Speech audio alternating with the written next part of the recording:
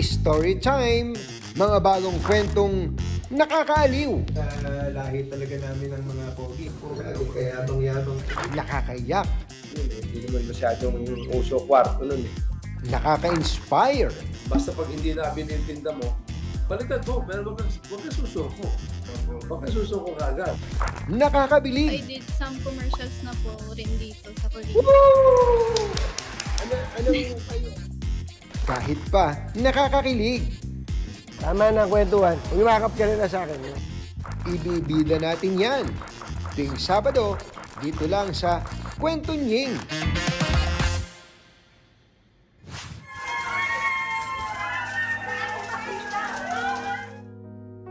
Thank you po. Kailangan ko. Gusto nga po po.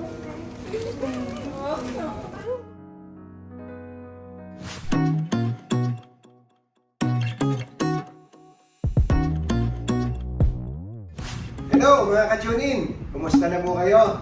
Okay ba kayo dyan? Kami okay lang dahil alam nyo na, nakabalik na sa Pilipinas ang Pamilya Taberna mula doon sa Singapore. We are home! Woohoo! Ayun na espesyal ang ating episode sapagkat ito'y kwento ni Zoe. Actually, ibabahagi namin sa inyo yung nagkasakit tapos sa awa ng Panginoon Diyos gumaling. Siyempre, pati yung mga ginawa namin na parang countdown bago itong aming homecoming. Yung pangyayari po na to ay nagbigay sa amin ng labis-labis na kaligayahan. Excited na ba kayo? Pero bago namin umpisahan, mas maganda siguro mag-subscribe muna kayo dito sa ating YouTube channel. I-like and share yung video na to at pindutin na rin yung notification bell. Umpisahan na natin ang kwento dun sa post ni Zoe Taberna. Your hair, silver, what is luxury? July 4, 2022, ibinahagi ni Zoe ang lahat ng kanyang pinagdaanan at sa wakas, sabi niya, I am totally cancer-free. Bilang magulang, malaki ang pagpapasalamat namin sapagkat naging matibay siya maging sa mga pagkakataong hirap na yung bata. Halos naghintahan na nga rin namin ang ospital para sa chemo at transplant ni Zoe. At sa wakas noong July 1, pagkatapos ng series of blood test, opisyal nang nabigyan ng clearance ni Dr. Anselm Lee si Zoe. At syempre bago umuwi, tourist mode on muna. Our 5 to-do list sa Singapore, kumbaga ang huling hirit. Una dyan, ang Newton Hawker Food Center na talagang mamimiss namin.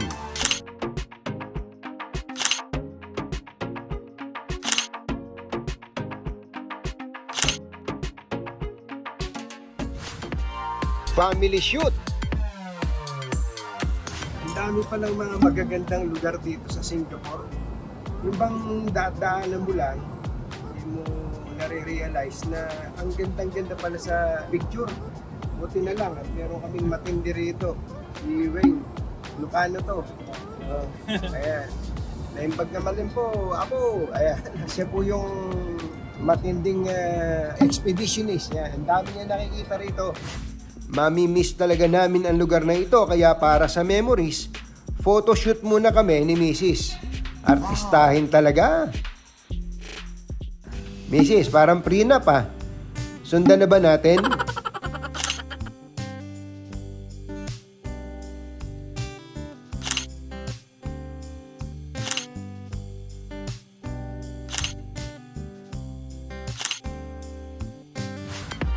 Of course, Central Park.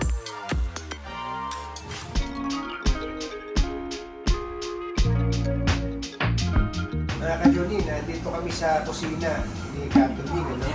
Ay, hindi pala kay Katuning to. Ito Central Park. Parang ito yung setting ng Friends na matagal na pinanonood nito si Zoe. Pinasara namin ito ha, pero ang dami pa rin pumapasok. Happy ka ba? Bakit? Bakit naman? Marami kang friends dito? Kasi 5 times ka nang napapanood ng paulit-ulit yung 10 season ng Friends. Oh! Yeah. And kaya sobrang nagpapasaya sa kanya lalo na nasa hospital yung Friends. Yes, yan.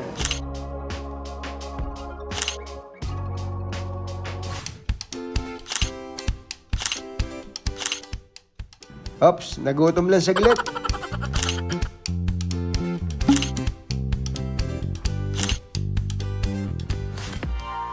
Nurses get together.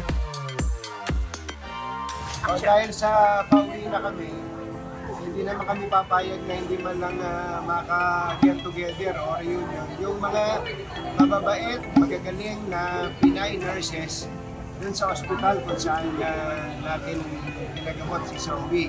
Mapapakilala lang namin ni Mami Michelle, ha? O, ito, si Ate Karina, nagkakagayan to. Single and available.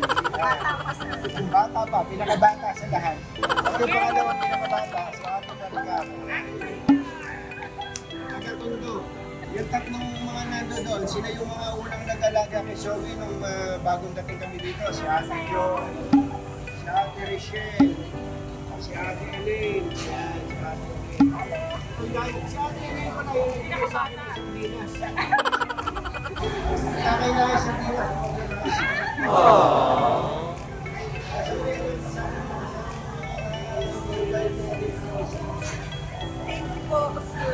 Thank you po for taking care of me. Mga fans po ng BTS.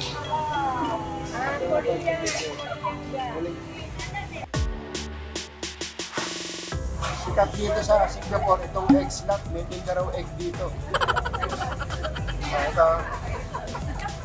Oh, parang burger ng Cotton Wings eh. Ayan. Ayan sila, mukha namang masaya sila sa egg slap. Eh, dapat lang, dahil ito ang pinakamahal na burger dito. At ang huli, Empake Galore.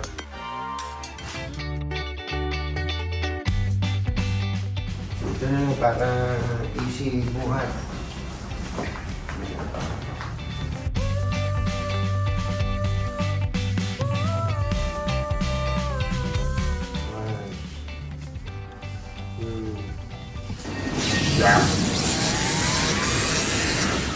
Kilos.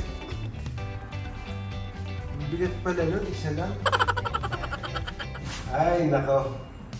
Pagkalipas ng mahabang panahon, mag-iiwalay ng Taberna family at ang room 1903 dito sa aming pansamantalang tinutuluyan. Mixed emotions. Masaya dahil sa may homecoming na si Zoe. Happy ka ba? Opo. At syempre, malungkot din tayo dahil sa hindi lang natin naiiwan tong parang naging bahay na rin natin. Lahat ng sulok nito, kabisado na natin. Pero may iwan din natin ang mga karanasan. Yan. Pero magpapalakas sa atin yun. Inspiring, ano? At ang isang malungkot, yung ating mga kaibigan, mga bagong kaibigan dito, ayan, tulad nila Ate Beth, Ate Bernard, at iba pa.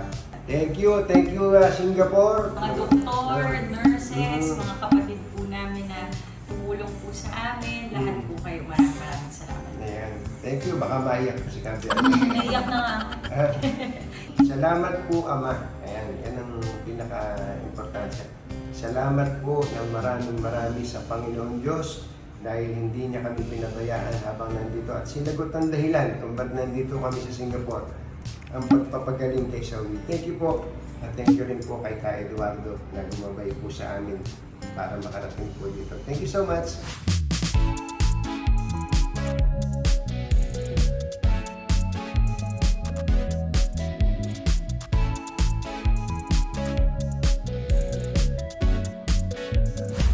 Hi. We're going home.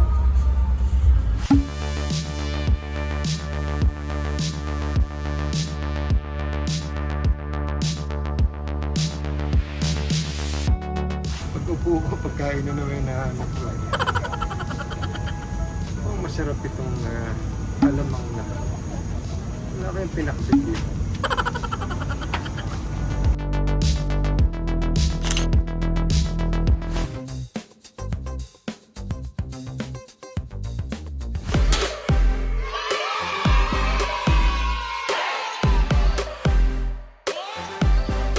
Welcome to the Philippines.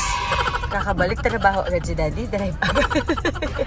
Zoe, welcome back. Hello, Jameli. Naghihintay ako ng porter na tutulong sa atin. Ang tumulong ay si Kuya Jerry Ramos pa na ng immigration. At ang mitnindi, katatapos lang ma-bypass to kaya hindi makabuhat. Ayun, kaya si Katon yung nga nagbuhat. Yun, andito na tayo. Hindi na ako marunong magmaneho. Andito na po tayo sa Kapilya, sa lokal. Ayan. Sa lokal ng Commonwealth. Tuhuu!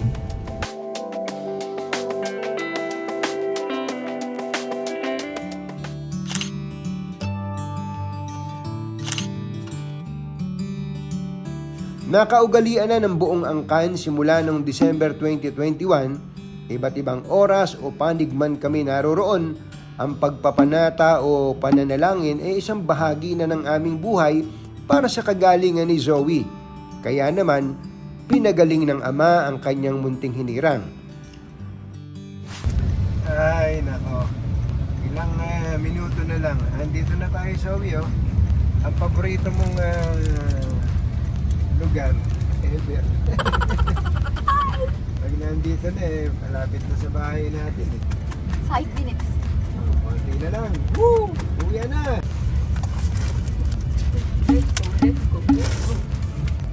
Ang ganda, wala pa. Bakit nakapatay yung ilaw? Erho! Ako. Daddy!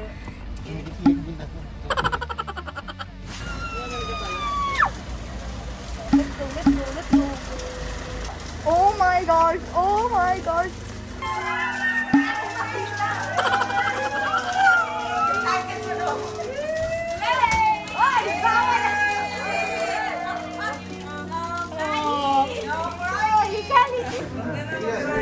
Sige na tayo ba rin para makahinga ka?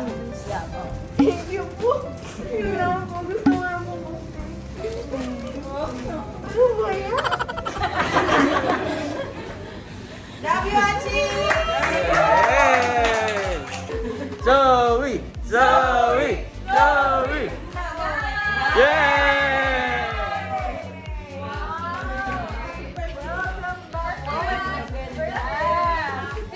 Ano na message mo? Gulo na yung eyelashes mo. Oh, what do you wanna say? Thank you din po kasi po while like pagka feeling po namin lonely na po kami or like dahil malayo po kami sa Singapore po, hindi niyo po ever pinafeel na left out po kami o palagi niyo po kami sinecheck na okay lang po kami tapos palagi niyo po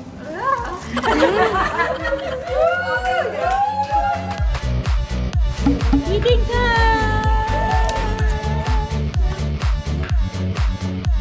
Grabe, nakakamiss to. May sponsor ako. Ninang Grace, Dinuray, maraming salamat. At kay Divine, salamat dito sa pinadalan yung sarap na hapunan. Like father, like daughter.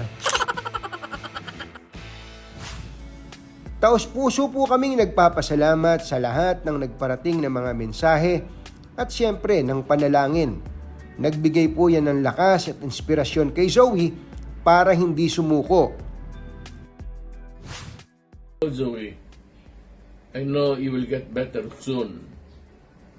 Just pray, believe and have faith.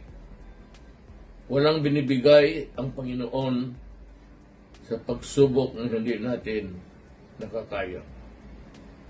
Be well, continue to be a good girl to your parents, and God bless you always, for all time. And I know, I'm very sure na kaya mo ito. You'll get better and better every day. Mabuhay ka.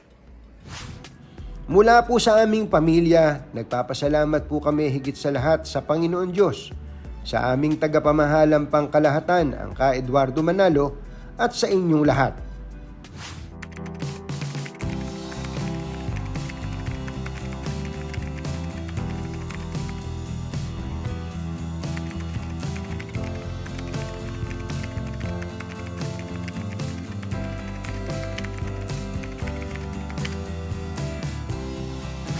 Welcome po, Ate Zoe.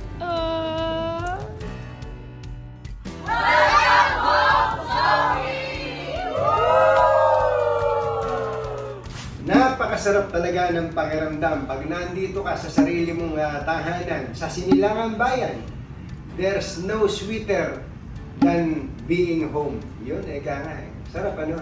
Ikaw din, kahit nasaan kang lugar, basta bahay mo yan, ang sarap, lalo na pagkasama may pamilya mo. Okay, approve! Eh paano? Bye! Happy weekend! Woo! Woo!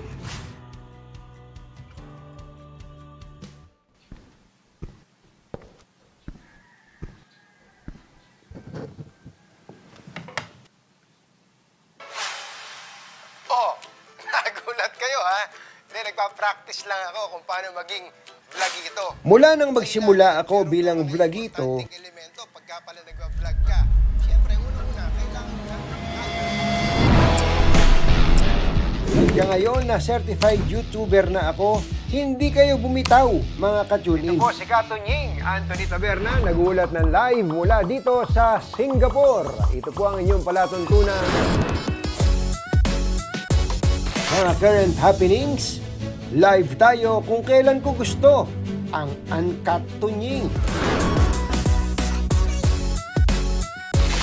Mga kwentong naka-inspire at nakakaiyak at nakakabilib, tuwing Sabado nights, ang Kwento Nying.